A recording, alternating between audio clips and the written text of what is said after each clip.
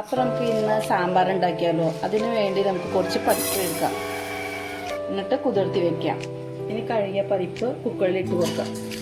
നമുക്ക് ആവശ്യത്തിൽ വെള്ളം ഒഴിക്കാം, കല്ലുപ്പ് ഇട്ട് കൊടുക്കാം,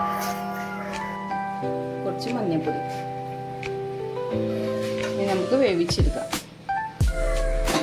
നമുക്ക് ഒരു വിസലോ 2 വിസലോ അടിച്ചെടുക്കാം.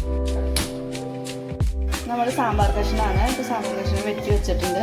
ഇനി നമ്മുടെ പരിപ്പായ ശേഷം അതിലേക്ക് ചേർത്ത് കൊടുക്കാം. നമ്മുടെ പരിപ്പായിട്ടുണ്ട്.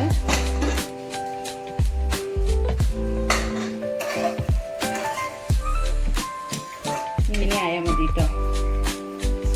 മത്തങ്ങ, പച്ചക്കായ, വെള്ളരിക്ക, വഴുതങ്ങ, ഉരുളക്കിഴങ്ങ്, ക്യാരറ്റ്, കൊത്തമ്പര,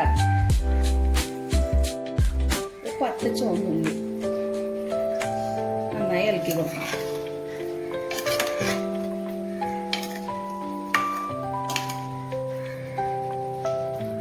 മല്ലിപ്പൊടി, മുളക് പൊടി, ഇച്ചിരി വെള്ളം, കായപ്പൊടി,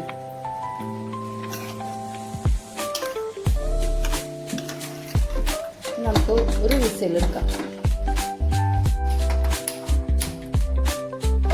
നമ്മുടെ സാമ്പാർ കഷ്ണം ആകുമ്പോഴേക്കും നമുക്ക് വെണ്ടയ്ക്ക വെച്ചിട്ടുണ്ടാവും. വെണ്ടയ്ക്ക നമുക്ക് വാട്ടിയെടുക്കണം.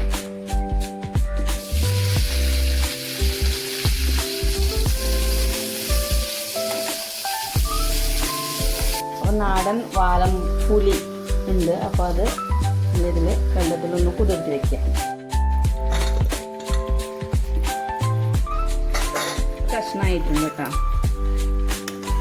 അത്ര വേവാൻ പാടുള്ളൂ. നമുക്ക് വെണ്ടയ്ക്ക ഇടാം. തക്കാളിയും പച്ചമുളക് ഞാൻ ആ കഷ്ണത്തിൽ തന്നെ ഇടേണ്ട ആവശ്യമായിരുന്നു, പക്ഷെ അത് ഞാൻ മറന്നു. അപ്പോൾ ഇപ്പോൾ ഇടേണ്ടതാണ്. മുരിങ്ങക്കായ നന്നായി മിക്സാക്കി എടുത്തിട്ട് ഒരു 5-10 മിനിറ്റിന് അങ്ങനെ ചെറുതായിട്ടൊന്ന് പൊടിയാണ് എടുക്കുന്നത്. അപ്പോൾ നമ്മൾ ഇതിലേക്ക് ഈസ്റ്റിൻ്റെ സാമ്പാർ പൊടിയാണ് എടുക്കുന്നത് കേട്ടോ. സാമ്പാർ പൊടിയിൽ ഇച്ചിരി വെള്ളം ഒഴിച്ചിട്ട് മിക്സ് ആക്കിയിട്ട് ഇതിലേക്ക് ഒഴിച്ചു വെക്കുക.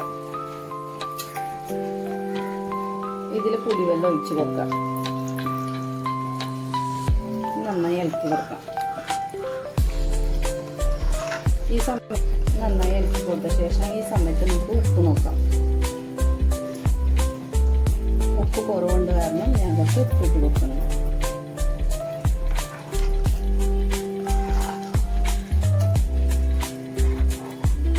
നമുക്ക് കുറച്ച് മല്ലിയില ഇട്ട് കൊടുക്കാം.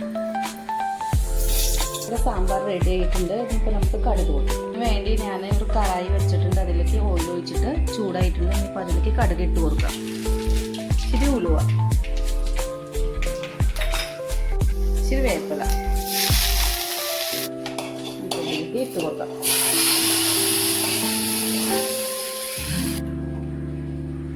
നമ്മുടെ സ്വാദിഷ്ടമായ സാമ്പാർ കറി റെഡി ആയിട്ടുണ്ട്. ഇപ്പം നിങ്ങൾക്ക്